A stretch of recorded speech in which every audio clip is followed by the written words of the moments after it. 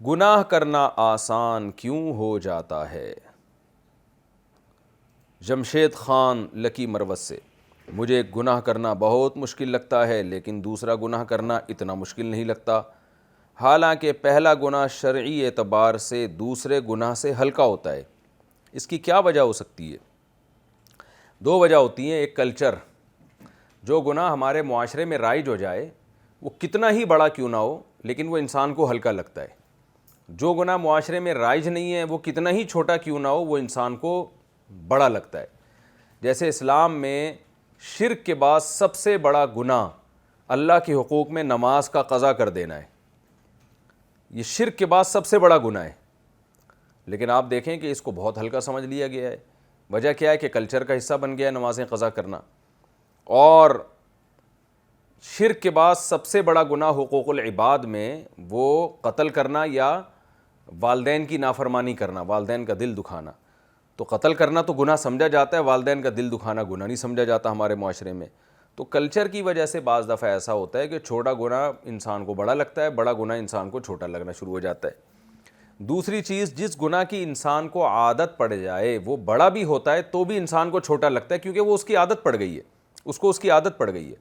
اب آپ دیکھیں جو لوگ سودی بینک میں جاب کرتے ہیں، بڑا گناہ ہے۔ کیوں؟ اس لیے کہ آپ سود میں معاونت کر رہے ہو۔ نبی صلی اللہ علیہ وسلم نے فرمایا جو سودی لین دین کو لکھے گا اس پر بھی اللہ کی لعنت ہے۔ لیکن جو جاب کر رہے ہوتے ہیں ان کو عادت پڑ جاتی ہے، وہ وہی تنخواہ کھا رہے ہیں۔ اب آپ ان کو بتاؤ تو وہ سمجھتے ہیں کہ یہ کوئی اتنی بڑی بات ہی نہیں ہے، حالانکہ ان کو وعید، ان کا آخرت پر ایمان بھی ہے، نبی کی حدیثوں پر کو بھی مانتے ہیں، وہ سب کچھ ہے، لیکن اس کو ہلکا لینے لگتے ہیں وہ، کیونکہ وہ اس کے عادی ہو چکے ہیں۔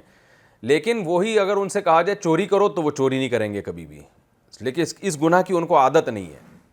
تو حالانکہ وہ بھی حرام ہے، یہ بھی حرام ہے۔ تو یہ بھی انسان کے ساتھ ایک مسئلہ ہوتا ہے کہ جس گناہ کی اس کو عادت پڑ جائے تو وہ گناہ اس کو ہلکا لگنے لگتا ہے۔ تو ہمیں یہ نہیں دیکھنا چاہیے کہ ہمیں عادت کس گناہ کی پڑ چکی ہے یا کلچر میں کون سا گناہ رائج ہے۔ ہمیں یہ دیکھنا چاہیے کہ شریعت کس گناہ کو بڑا گناہ کہہ رہی ہے اور کس گناہ کو چھوٹا گناہ کہہ رہی ہے، کیونکہ اللہ گناہ کہتے ہیں اللہ کی نافرمانی، تو اللہ خود بتائے گا نا کہ میں کس نافرمانی سے زیادہ ناراض ہوتا ہوں اور کس نافرمانی سے میں کم ناراض ہوتا ہوں، یہ تو اللہ بتائے گا نا۔ تو اس لیے کلچر کو اور اپنی عادت کو شریعت میں نہیں داخل کرنا چاہیے۔ تکبر نہ ہو تو ٹخنے ڈھانکنا کیا ضروری نہیں؟ محمد ثمامہ راجستھان سے: ٹخنوں سے نیچے پاجامہ وغیرہ رکھنے کا کیا حکم ہے؟ بعض حضرات حضرت ابوبکر صدیق رضی اللہ عنہ کا حوالہ دے کر اسے ضروری قرار نہیں دیتے اور کہتے ہیں کہ یہ اس وقت ہے جب آدمی تکبر کے لیے نیچے رکھتا ہو، ورنہ یہ حرام نہیں ہے۔ اس بارے میں رہنمائی فرمائیں۔ یہ جو حضرت ابو بکر کی حدیث کا حوالہ دیا جاتا ہے جس میں آتا ہے کہ نبی صلی اللہ علیہ وسلم نے جب صحابہ کو حکم دیا نا کہ ازار اپنا ٹخنوں سے اوپر رکھا کرو، اور اس کو آپ نے تکبر قرار دیا، تو حضرت ابو بکر نے فرمایا کہ یا رسول اللہ میرا ازار نیچے چلا جاتا ہے، یعنی غیر اختیاری طور پر۔ تو آپ صلی اللہ علیہ وسلم نے فرمایا انک لست ممن جرہ خیلا، تم ان لوگوں میں سے نہیں ہو جو تکبر کی وجہ سے اپنا ازار لٹکاتے ہیں، ٹخنوں سے نیچے لے کے جاتے ہیں، ان لوگوں میں سے نہیں ہو۔ اس حدیث کا مطلب یہ ہرگز نہیں ہے کہ حضرت ابو بکر کو ٹخنے ڈھانکنے کی اجازت مل گئی تھی۔ حضرت ابو بکر نے اس کے بعد بھی ٹخنے کھول کے رکھے ہمیشہ، بلکہ اس حدیث کا اصل مطلب یہ ہے کہ غیر اختیاری طور پر غفلت میں پتہ ہی نہ چلے انسان کو اور اس کے ٹخنے ڈھک جائیں تو اس پہ گناہ نہیں ہے۔ یعنی حضرت ابو بکر تو پورا اہتمام کرتے تھے ٹخنے سے اوپر ازار رکھنے کا، لیکن بعض دفعہ پتہ نہیں چلتا تھا تو نیچے چلے جاتے تھے۔ تو نبی نے ان کی اس بات میں ان کی تصدیق کی، توثیق کی کہ واقعی تم ان لوگوں میں سے نہیں ہو جو تکبر کی وجہ سے، تمہارے غفلت میں ایسا ہوتا ہے۔ تو مطلب یہ کہ اٹھا لیا کرو اوپر، اور جو خود بخود ٹخنے ڈھک جاتے ہیں اس پہ گھبرانے کی ضرورت نہیں ہے، پریشان نہ ہو، کیونکہ تم متکبر نہیں ہو۔ تو یہ ہرگز مطلب نہیں ہے کہ حضرت ابو بکر میں تکبر نہیں ہے تو ان کو اجازت دے دی کہ آپ ٹخنے ڈھانکیں گے۔ اس کی سب سے بڑی دلیل خود نبی کا عمل ہے۔ ہمارے نبی صلی اللہ علیہ وسلم کا تہبند ازار ہمیشہ ٹخنوں سے اوپر رہا ہے، حالانکہ آپ میں تو تکبر کا تصور بھی نہیں ہے۔ حضرت عمر رضی اللہ تعالیٰ عنہ میں ذرہ برابر بھی تکبر نہیں تھا، اگر تکبر ہوتا تو ایمان تھوڑی لے کر آتے۔ تو وہ بھی ٹخنے جو ہے وہ اٹھا کے رکھا کرتے تھے. حضرت عثمان، حضرت علی، حضرت عمر رضی اللہ تعالی عنہ نے تو اپنے جب شہادت سے پہلے ایک نوجوان کو دیکھا جو عیادت کے لیے آیا تھا، اس کا ازار ٹخنوں سے نیچے تھا. تو واپس جانے لگا تو حضرت عمر نے اس کو بلایا اور کہا کہ اپنا ازار اوپر کرو. تو ہمیں کہیں بھی نہیں ملتا کہ صحابہ تابعین ایک دوسرے سے پوچھا کرتے تھے کہ ہاں بھائی تم میں اگر تکبر ہے تو اوپر کر لو، تکبر نہیں ہے تو نیچے کر لو. ایسا کہیں بھی نہیں ملتا. اور صحیح مسلم کی حدیث ہے، آپ صلی اللہ علیہ وسلم نے فرمایا کہ جو شخص ازار کو ڈھانکتا ہے لا یرید بذالک الا المخیلہ، وہ تکبر ہی کرتا ہے اور اس کے علاوہ اس کا کچھ ارادہ نہیں ہوتا. تو اس عمل کو شریعت نے کبر قرار دیا ہے.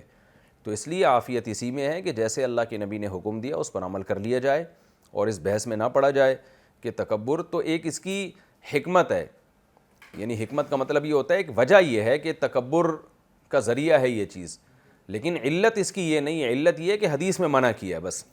اس کی مثال ایسے ہے جیسے نماز بے حیائی سے روکتی ہے. تو اللہ نے ہمیں نماز پڑھنے کا حکم کیوں دیا؟ کیونکہ بے حیائی سے روکتی ہے. رمضان کے روزے کا حکم کیوں دیا؟ اس لیے کہ تاکہ لعلکم تتقون، تاکہ ہمارے اندر تقوی پیدا ہو جائے. اب اگر کسی کے اندر تقوی نہیں بھی پیدا ہو رہا تو یہ نہیں کہا جائے گا کہ رمضان کا روزہ ہی ساقط ہو گیا، کیونکہ یہ سب حکمتیں ہیں. اصل تو وہ آیت ہے جس سے رمضان کے روزے فرض ہو رہے ہیں، تو اس کی بیس پہ روزہ بہرحال فرض رہے گا، چاہے آپ کے اندر تقوی پیدا ہو رہا ہو یا نہیں ہو رہا ہو. روزہ رمضان کا چھوڑ نہیں سکتے آپ. تو اسی طرح حدیث میں اس کی حکمت بیان کی گئی ہے کہ نبی نے جو ہمیں ازار کو ٹخنوں سے اوپر رکھنے کا حکم دیا، اس کی وجہ یہ کہ ہم تکبر سے بچے رہیں. تو حکمت ہے یہ.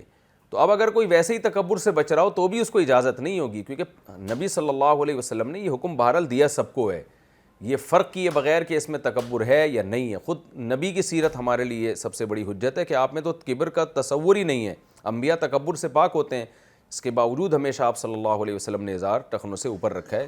اور اس پہ اتنی شدید وعید ہے کہ آپ صلی اللہ علیہ وسلم نے فرمایا کہ لا يقبل اللہ صلاۃ رجل مسبل ازارہ، ازار نیچے کر کے نماز پڑھے گا اللہ اس کی نماز ہی قبول نہیں کریں گے. تو اس لیے جب تک کوئی شدید شرعی عذر موجود نہ ہو اس وقت تک ازار کو ٹخنوں سے اوپر رکھا جائے. اور علماء نے لکھا ہے کہ پینٹ ہو یا شلوار ہو سب کا یہی حکم ہے، یا جو عرب جو جبہ پہنتے ہیں، توپ پہنتے ہیں، اس کا بھی یہی حکم ہے کہ وہ ٹخنوں سے اوپر رکھنا ضروری ہے. اچھا، اس میں بعض لوگوں نے ایک خام خواہ کی ایک فضول بحث چھیڑ دی ہے کہ جی فولڈ نہیں کر سکتے آپ. اس کی کوئی لاجک نہیں ہے. چاہے آپ فولڈ کر کے اوپر کریں یا بغیر فولڈ کر کے اوپر کریں، کسی بھی طرح سے کریں، اوپر رکھنا ضروری ہے. آستینیں فولڈ کرنے کی اجازت نہیں ہے نماز میں بہت زیادہ. یہاں تک آپ جو آستینیں فولڈ کر کے نماز پڑھ رہے ہوتے ہیں تو وہ اس کی اجازت نہیں ہے. وہ بھی اگر کوئی تھوڑی بہت فولڈ کر لیتا ہے جس کا عرف ہے تو وہ ٹھیک ہے، اس میں کوئی حرج نہیں ہے. لیکن جتنی شدید وعیدیں ہیں ٹخنے ڈھانکنے پر، اس کا تقاضا یہی ہے کہ اگر آپ کی شلوار لمبی ہے تو آپ فولڈ کریں، اس کو اوپر کریں.